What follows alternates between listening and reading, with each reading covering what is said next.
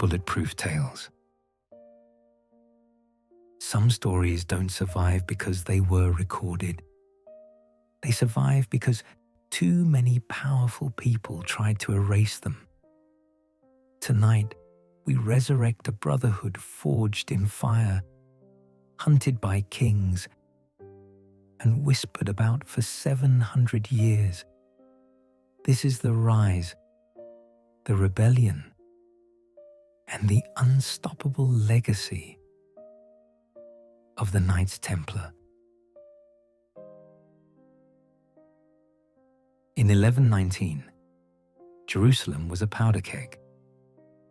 Pilgrims traveling to the Holy City were being robbed, kidnapped, or butchered on the roadside. No armies, no guards, just fear. Then came 9 men, not nobles, not priests, just knights willing to enforce their own brand of justice.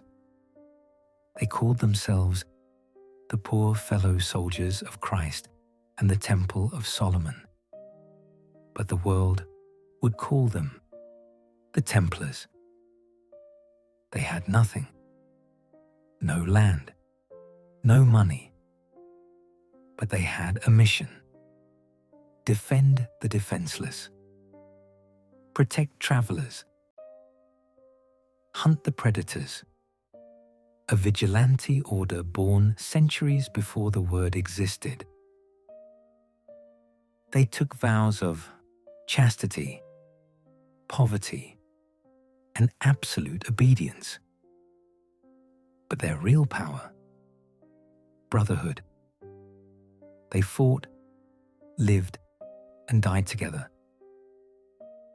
A Templar was never alone. Their code was ruthless. Never retreat, never surrender. Stand your ground even if death is certain. This wasn't just a rule. It was the heartbeat of the order. Soon, kings, merchants, and pilgrims saw the difference. Roads once stained with blood became safe. Fortresses once impossible to defend became Templar strongholds. Their numbers grew. Their wealth exploded. Their military reputation became mythic. And that's where our dramatic event begins. In the summer of 1266, the Templars of Fortress Safed, about 150 knights and 1,000-foot soldiers, received a message. Baybars, the Mamluk Sultan, was coming for them. 30,000 men, siege towers, catapults, black banners swallowing the horizon. Safed was isolated. No reinforcements, no escape routes. But the Templars did what they always did. They locked the gates, raised the red cross, and prepared to die standing. The Mamluks bombarded the fortress for 6 straight days.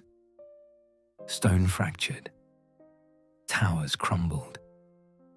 Wounded knights fought on with bandaged eyes, broken limbs, torn armor. The Templar commander, Brother John, walked the walls in full armor. He told every man the same thing. Hold, we are the wall. On the 7th day, Baybars sent envoys. He offered terms. Lay down your arms. You will be spared. The men laughed. They knew Baybars butchered Crusader garrisons even after surrender. The Templars refused. A section of the outer wall collapsed at dawn. The Mamluks poured in, Templars fought in tight formation, shoulder to shoulder. A wall of shields and white cloaks. They pushed the invaders back. Once, twice, 3 times. But by sunset, the fortress was on fire. Brother John gathered the remaining knights in the chapel. He said, "If we fall together. No retreat, no mercy, no fear." They placed their hands on the stone altar, swore their last oath, and marched into the flames. One by one, the Templars were overwhelmed. Some fought until their swords snapped in half. Some were burned alive as the towers collapsed. The survivors were dragged before Baybars.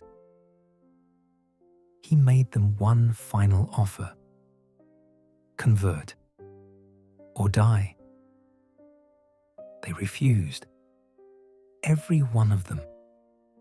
Baybars had them executed, but not broken. Their defiance became legend. Saved fell, but the Templar spirit survived. The Templars' power terrified the wrong man, King Philip IV of France. He was drowning in debt. The Templars were his creditors, so he did what frightened tyrants always do. He fabricated charges, tortured confessions, had the entire order arrested on the same night. Friday, October 13th, 1307. The day that birthed the superstition of Friday the 13th. Templar leaders were burned alive, their lands stolen, their archives seized. But something strange happened. Their treasure was never found. Most of their fleet disappeared, and thousands of knights simply vanished.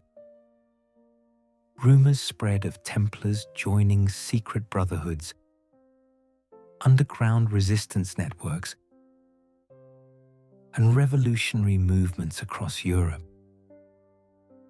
Templar tactics shaped modern special forces.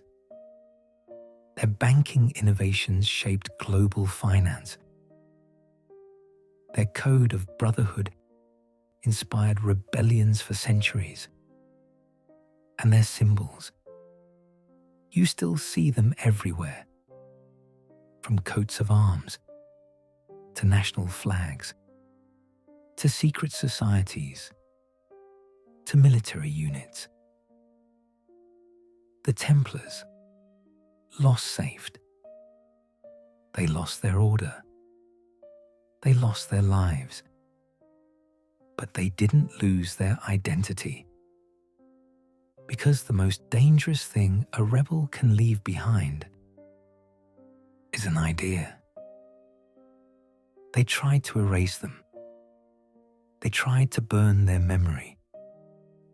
But centuries later, the world still whispers their name. The Knights Templar, warriors, rebels, legends. And no matter how many times they were hunted, the idea never died. Ideas are bulletproof.